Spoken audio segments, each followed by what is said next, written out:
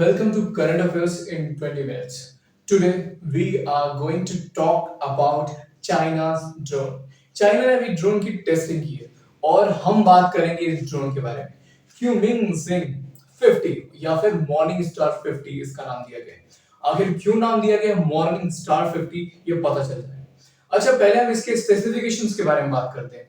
Clean energy based मतलब totally solar powered operated drone है. मतलब एक चीज इसमें थोड़ा लिमिटेशन भी है अगर सोलर पावर है तो, कि क्लाउड्स के सिचुएशन के लिए ये एबल नहीं है, बट बाकी सब मतलब क्लियर स्काई के लिए बिल्कुल सही है. और आगे बात करते हैं, इसके विंग स्पैन 164 फीट है जो बहुत ही बड़ा है.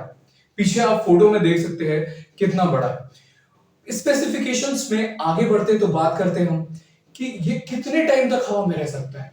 लगभग 1 मंथ से लेके ऐसी ड्रोन डेवलप करने जा रहे हैं जो 1 ईयर तक रह सकता है. अभी अभी अमेरिका से एक न्यूज आई थी, यूएसए ने कुछ समय पहले ड्रोन की टेस्टिंग की थी. शायद उसका नाम जैफर है. तो वो 42 डेज तक हवा में रहा था. चाइना का ये ड्रोन भी लॉन्ग टाइम तक हवा में रह सकता है, कैपेबल है.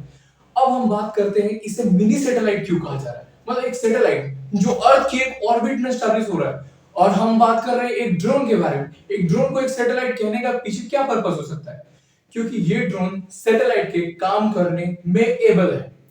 इमेजिन करो वॉर लाइक सिचुएशन. हमने भी मिसाइल्स बना ली है, बहुत सारे कंट्रीज ने बना के रखी है, जैसे इंडिया, अमेरिका, इजराइल. बहुत सारे कंट्रियों के पास ऐसी हिडन टेक्निक है जो मार गिरा सकती है दूसरे देशों की सैटेलाइट को.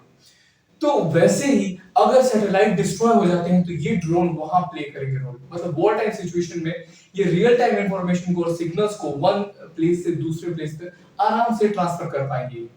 दूसरी चीज है agricultural operation, flood, forest fire. इन सारी चीजों में ये ड्रोन हेल्प कर सकते हैं नॉर्मल सिचुएशन में कंट्री को देखने में. और कॉस्ट बिल्कुल कॉस्ट इफेक्टिव. जहां हम सैटेलाइट की बात कर रहे हैं, सैटेलाइट को लॉन्च करने में बहुत पैसे खर्च होते हैं, बहुत सारे लोग लगते हैं.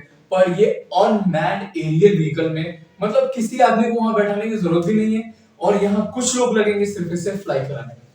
अब लास्ट में हम ये बात कर रहे थे कि इंडिया क्या कर रहा है इस बारे में.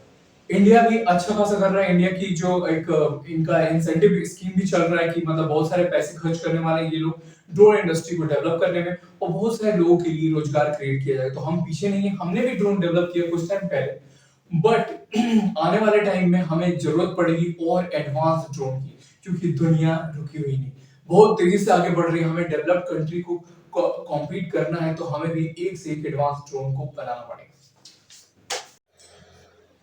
आरबीआई ने इशू किया सर्कुलर और साफ साफ डिक्लेयर किया है एक्सपोर्ट इंपोर्ट जो है वो टोटली आईएनआर में करने का प्लान है. इसको डिटेल में समझते हैं. जब हमें एक्सपोर्ट इंपोर्ट करना होता है तो मैक्सिमम जो वर्ल्ड की कंट्री है वो डॉलर एक्सेप्ट करती है, क्योंकि डॉलर को इंटरनेशनल करेंसी माना जा रहा है. लेकिन आरबीआई का प्लान है कि रुपीस के ग्रोथ को बढ़ाने के लिए, ट्रेड को बढ़ाने के लिए, और साथ ही साथ हम कह सकते हैं कि इंडिया की करेंसी की तरफ बहुत सारी कंट्री अट्रैक्टेड. अभी हम एक सिचुएशन देख सकते हैं.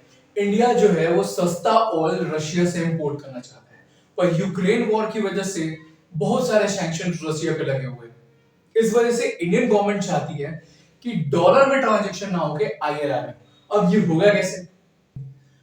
जो फॉरेन कंट्री होगी वहां पे बैंक होगा उनका, उसका एक वॉस्ट्रो अकाउंट यहाँ के जो बैंक होगा वहां पे खोला जाएगा, और ये ट्रांजैक्शन मतलब उन्हीं के मध्य होगा, और एकदम इसे हम कह सकते हैं कि ऑफिशियली ऑथोराइज्ड होगा. मतलब टोटली जैसा कि अभी हम डॉलर में ट्रांजैक्शन करते हैं वैसे. अच्छा, इसके पीछे का मेन पर्पस जो एक्सपर्ट है वो बता रहे हैं कि इंडिया को रशिया के साथ ट्रेड करनी है. ये इसके पीछे का मेन पर्पस है कि मतलब इंडिया अवॉइड करना चाहता है बहुत सारे बैरियर्स जो क्रिएट हो रहे हैं, किसकी वजह से, सैंक्शंस की वजह से जो रशिया पे लगा हुआ है. इसलिए इंडिया लेके आया है. और एक और चीज जो एक्सपर्ट बता रहे हैं वो है रुपीस लगातार गिरता जा रहा है. आरबीआई के इस डिसीजन से रुपीस की वैल्यू बढ़ सकती है. अच्छा, चैलेंजेस क्या है. जैसे बहुत सारे वर्ल्ड में कंट्री जो डॉलर को ही पहचानती है.